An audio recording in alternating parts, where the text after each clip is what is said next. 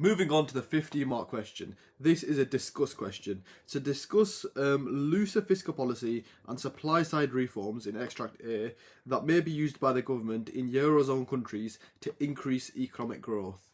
Now, first reactions to that 15-mark question is a very nice, a very broad 15-mark question where you can include lots of your economics knowledge to pick up those 15 marks. As if you remember back to the extract, in that last paragraph of extract A, it was talking about how with monetary policy, you would have to use, for monetary policy to be effective, you'd have to use fiscal and then supply side policies. So it's basically giving you free roam for you to pick any fiscal, any sort of supply side policy you want to use, and then just use your economics theory to explain it. I'll do two paragraphs here, just like you need for a 15-mark question. One, of course, being on looser fiscal policy, one being on supply side reform. Let's start with the loose fiscal policy paragraph. Now, there's different words for fiscal policy. Sometimes you'll hear loose, and sometimes you hear tight fiscal policy, and it's exactly the same as contractionary and expansionary monetary fiscal policy. So, loose fiscal policy is just the same as expansionary fiscal policy. And what are the two components that build up fiscal policy is, of course, tax, and then it is government spending. And in expansionary slash loose fiscal policy,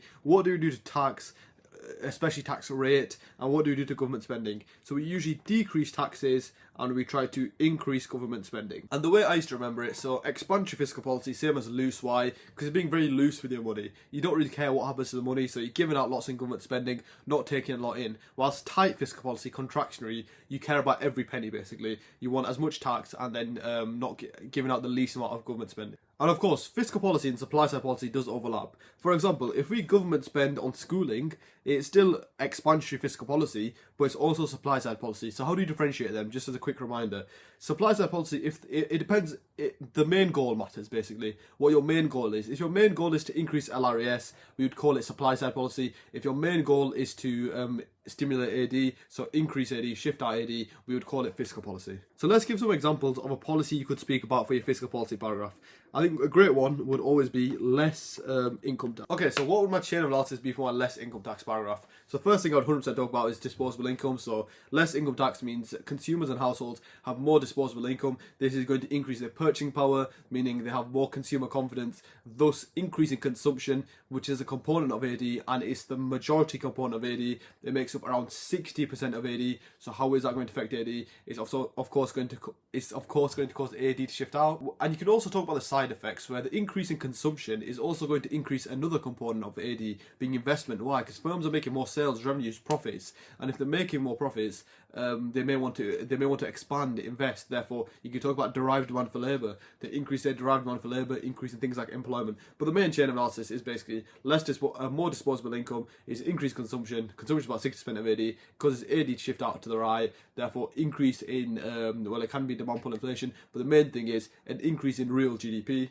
Also, once you mention consumption causing a shift out of AD, you can link it to the LRAS diagram, as you can mention this. So you can say that the shift out of AD helps close the negative output gap generated by different stages of the business cycle. As if we think back to government policies, when will the government use expansionary policies, such as loose or expansionary fiscal policy? During what stage of the business cycle? They would use it during the recession stage, as they want to stimulate AD, they want to get the economy out of this negative output gap or a recession.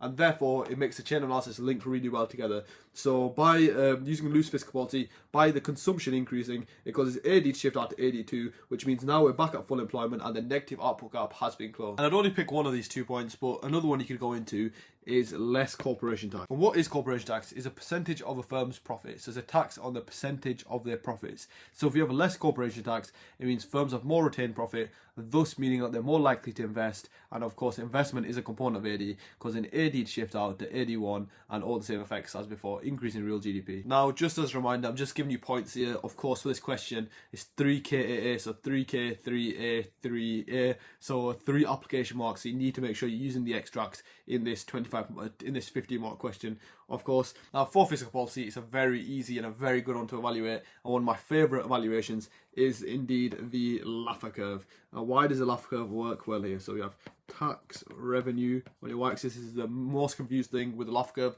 Why most students I see when I'm marking scripts, why they drop marks is because they mix these two labels up, and then tax rate on your y-axis. Now, why does this work in evaluation? So we are basically saying, we'll give the example of income tax. We're saying that less income tax is going to lead to a higher rate, a higher tax revenue, because that's the classic assumption. So if you tax you less, it's going to lead to more tax revenue. So basically what we're saying, we might be moving from point X to point A, since tax rate is going down, thus we're predicting an increase in tax revenue, and that's a valid assumption. However, this let's throw a spanner in the works. So we've called this point Z. What if we decrease tax rate? What if the Eurozone is currently at point A, and when we decrease tax rate, we go down to point Z? This means by decreasing tax rate, we've actually decreased tax revenue. A great evaluation here for fiscal policy, since we're talking about expansionary, has to be again using the LRAS curve. And let's just zoom into this. So LRAS, and I'm going to say, and it's a classic, but it's a very good one, and it picked up a lot of marks in the exam. It depends on the position of the Keynesian LRAS. So it depends on the position of the Eurozone economy on the Keynesian LRAS. As if this is the original position of the Eurozone economy, so if it's originally at full capacity on the Keynesian LRAS curve, when we decrease tax revenue, what do we say is going to happen? It's going to, at the end, it's going to stimulate AD, cause an increase in aggregate demand, causing AD to shift out to AD1. What effects does this had? If we look at this now, real GDP stays at YE, and we only get inflationary pressures. So the evaluation point basically says it depends on the original starting point of the Eurozone economy. As if they're starting at full capacity, it means even if they pursue expansionary or loose fiscal policy, there's going to be no benefits in terms of real GDP. So there's going to be no economic growth, and there's only going to be inflationary pressures. Thus, loose fiscal policy in that scenario would not be the best choice. Great evaluation point if worded well. I understand it might be slightly complex for a few students, but it's a 10 out of 10 A-star evaluation point. So it depends on the original position of the Eurozone economy on its LRAS curve. And then, of course, a classic one you can add in here as well is just time lag. So it depends on the short run versus the long run. As like I always say, it takes about 12 to 18 months for any economic policy to take effect. Therefore, it would take 12 to 18 months. So in the short run, the effects would not be felt.